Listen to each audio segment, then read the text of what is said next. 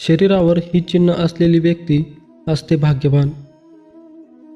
सामुद्रिक शास्त्रानुसार शरीराची रचना, चिन्हे आणि खुणा आधारे मनुष्याचे नशीब आणि स्वभावाचा अंदाज घेतला जातो. व्यक्तीच्या शरीरावर असलेल्या काही खुणा त्यांच्या भविष्याबद्दल आणि आर्थिक स्थितीबद्दल सांगतात. काही खुणा किंवा तीळ व्यक्तीच्या जीवनातील पैशाशी संबंधित माहिती देतात. म्हणजेच माणूस आयुष्यात श्रीमंत होईल की नाही हेही सामुद्रिक शास्त्रानुसार ठरवलं जातं. शरीराच्या अवयवांची रचना ते भाग्यवान असल्याचे दर्शवते. आज आपण अशाच व्यक्तीबद्दल जाणून घेणार आहोत. असे पुरुष भाग्यवान असतात. हातावरील चिन्ह. नंबर 1. हातावरील माशाचे चिन्ह. माशाचे चिन्ह संपत्ती, समृद्धी, सन्मान, आदर, कौटुंबिक आनंद, पुरस्कार आणि कीर्ती आणते. चिन्ह भिन्न दिसू शकते आणि एकतर वास्तविक माशासारखे दिसू शकते किंवा लॅटिन अक्षरासारखे असेल. एन किंवा ज्वाळाच्या जिभेच्या आकाराचे असू शकते. जर कोणत्याही महिलेच्या हातावर माशाची आकृती बनलेली असेल तर महिलेचं भविष्य उज्ज्वल असतं.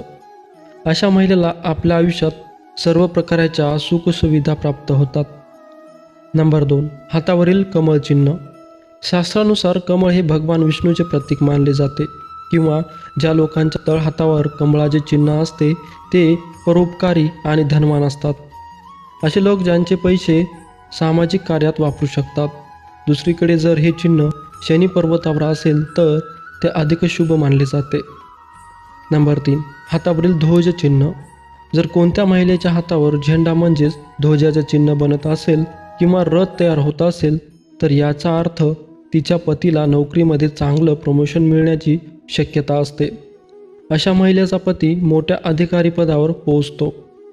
नंबर 4. हातावरील कलश चिन्ह. कलशाला धार्मिकदृष्ट्या महत्त्व प्राप्त झालं आहे. कुठेही विधिवत पूजा करतेवेळी कलश हा त्या पूजेत मांडला जातो. समुद्रशास्त्रानुसार ज्या लोकांच्या हातावर कलशचे चिन्ह असते ते धनवान असतात आणि असे लोक धार्मिक स्वभावाचे देखील मानले जातात. ते केवळ स्वतःच पैसे कमवत नाही तर त्यांना वडिलोपार्जित मालमत्ता देखील मिळते. नंबर 5. हातावरील चक्रचिन्ह. तुमच्या बोटामध्ये असलेल्या चक्रांची संख्या.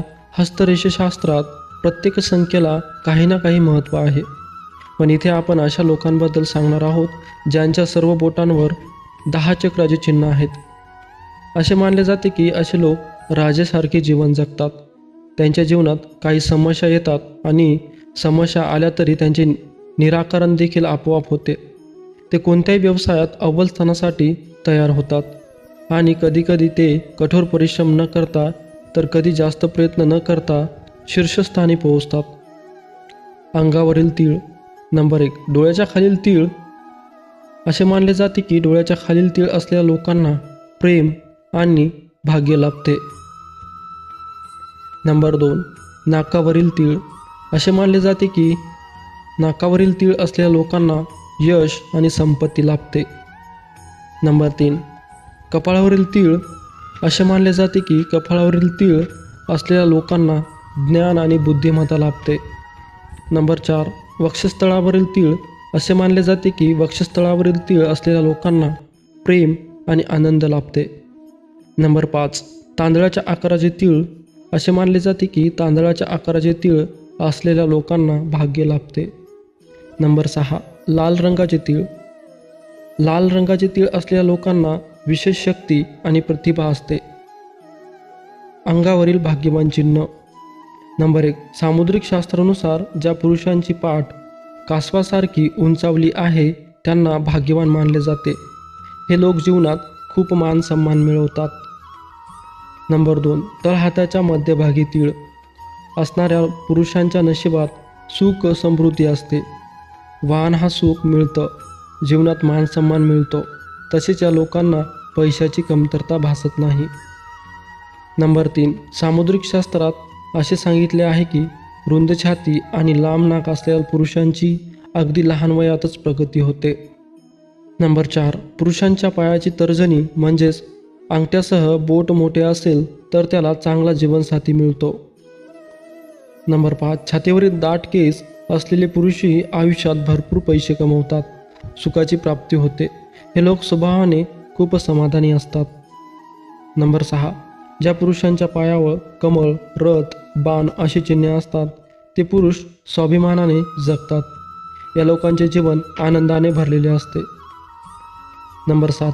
नाभी खोल आणि गोलाकार असणे हे देखील भाग्यवान असल्याचे लक्षण आहे.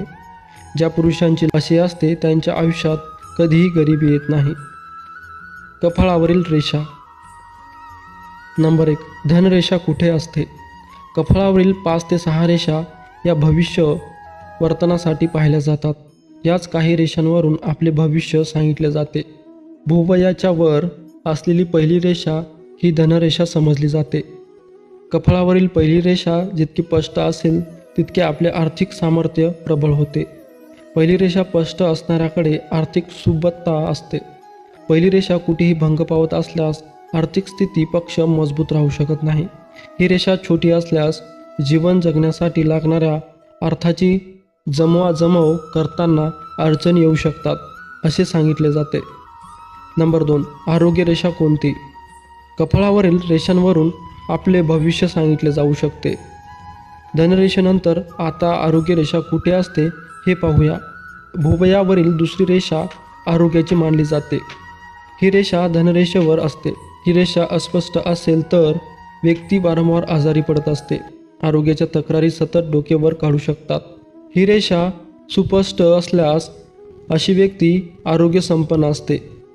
ही रेषा भंग पावत असल्यास किंवा ही रेषा सरळ नसल्यास दीर्घ कालावधीपर्यंत सुरू राहणाऱ्या आजारांचे संकेत मिळतात असे सांगितले जाते. नंबर 3. भाग्यरेषा. धन व आरोग्य रेषांची जागा आणि महत्त्व पाहिल्यावर भाग्यरेषेबाबत माहिती जाणून घेऊया. भुवयावरील तिसरी रेषा भाग्यकारक मानली जाते. धनरेषा आणि आरोग्य रेषेवर ही रेषा असते. खूप कमी व्यक्तीच्या ललाटावर ही रेषा असते. ही रेषा लहान असली तरी त्या व्यक्तीचे भाग्य उज्ज्वल असते. अशा व्यक्तीच्या जीवनात भौतिक सुखांची कमतरता कधीच नसते. लक्ष्मी देवी त्यांच्यावर नेहमी प्रसन्न असते असे म्हटले जाते. नंबर 4. समृद्धीची रेषा. धनरेषा, आरोग्य रेषा, भाग्यरेषा यानंतर आपण पुढील रेषेविषयी माहिती घेणार आहोत. जगात खूप कमी व्यक्ती असतात त्यांच्या कपाळावर ही चौथी रेषा असते. भुवयावर धन, आरोग्य, भाग्य या रेषेवरील ही रेषा असते. अशा व्यक्तीच्या आयुष्यात अनेक चढउतार असतात.